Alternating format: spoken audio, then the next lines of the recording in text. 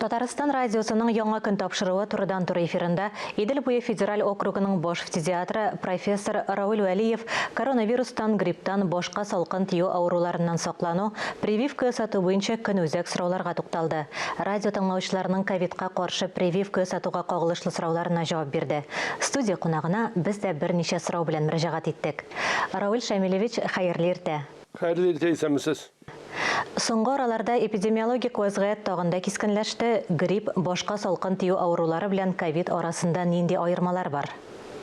Бүгенге көндә ayırmalarını tabu bik şitin uz vaqtında biz izledik gripnin inkubasyon periyodu 1-2 gün Covid'nin 12 günü halde beytedirik. Bugünkü günde Covid mutasyyalar arkasında hadir uzgardı da şunun için indi Covid'nin de inkubasyon periyodu 3-5 günü halde kıskardı. Şunun için bu çırakta indi biz aytamiz aların ayırması tabu hadir şitinlerde birden. İkinciden grip auruğu kisekkine temperatürü 38-39-40'a ko'tariladi mümkün.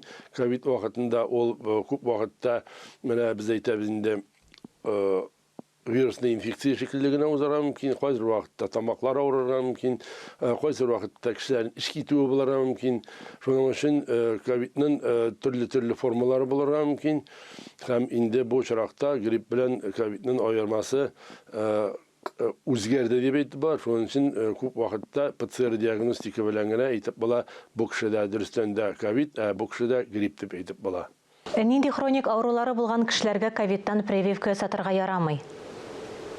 Менә инде bu çıraqda biz ayta alabыз, әгәр дә кешедә аллергия бар икән, аллергиянең дә инде авыр формалары дип әйтеп була. Дөрестән дә ул кешеләргә прививка ясауны тыйларга тиеш һәм инде ул үзләренең табибларына мөрәҗәгать итеп, шулар белән киңәшләшеп кенә ул прививканы ясарга тиеш. Бердән, икенчедән, инде әгәр дә аңа прививка ясарга ярамый икән, ул вакытта күбер инде әгәр дә ул өлкән кешедә икән, ул вакытта аңа инде кешеләр күп булган җирләргә барырга тыйларга кирәк.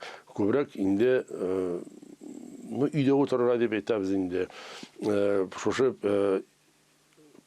эпидемия вакытында кешеләр белән аралашырны тыйырга кирәк дип. Ковидтан прививка сатканда гел бер үк төрле вакцина кулланыргамы, әллә башкасына алыштырырга да ярыймы?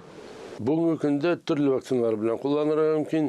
Шуның өчен әгәр дә инде кеше авырган икән, ләкин үз вакытында ул менә Эпивак корона, Яковивак дигән вакциналар белән вакцинация узган икән, аларга шушы Спутник Лайт белән кулланырга мөмкин.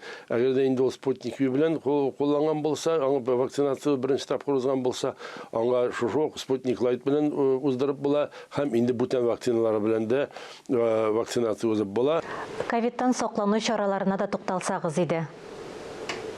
Карантин мероприятиялар булырга тиеш дип әйтәбез. Инде күп вакытта кешеләр әйтәләр, менә инде ардык, инде 2 ел менә шулай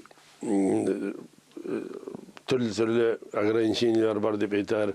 Ләкин әгәр дә кешеләр үз вакытында бөтен вакцинация узган булса, әгәр дә безнең инде вакцинация узган кешеләрнең sonu 60% kalanı түгел 80-90% булган булса, инде безнең бу ширнең таралуына шик куелган булар иде. Шуның өчен яңадан инде кабатлап әйтеп була, вакытында кеше вакцинация узган булса, ул вакытта ул авырса да, анда ул авыру җиңел формада гына узарга мөмкин дип әйтәбез.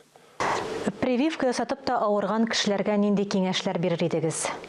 Прививка ясаган кешеләрдә, әгәр дә алар авырый башлый икән, алар күп вакытта алар җиңелчә генә формада уза, ул менә без әйтәбез инде шул ойырзы сымак кына, алар кайберсендә кичкенә генә температура булырга мөмкин, йөтәл булырга мөмкин, һәм инде авыр формада узган үпкә авырулары, үпкәдә таралу, авыруның таралуы зур түгел дип әйтеп була. Кайбер вакытта инде күбрәк өлкәннәр була икән, әгәр дә ул дөрестән дә бик каты йогышлы форма белән авырган кешеләр белән аралашкан булсалар, аларда да пневмония булырга мөмкин. Шулын андый авырулар хастаханәдә дәвалана.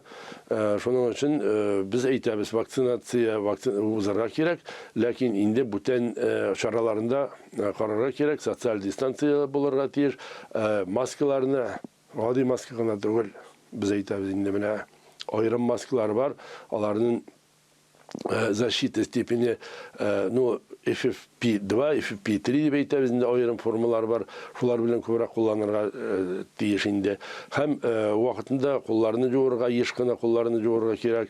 Һәм инде урамнан кайткачыннан борыннарны жуырга кирәк, авызларны чайкарга кирәк. Тәфсилле җавапларыгыз өчен бик зур рәхмәт.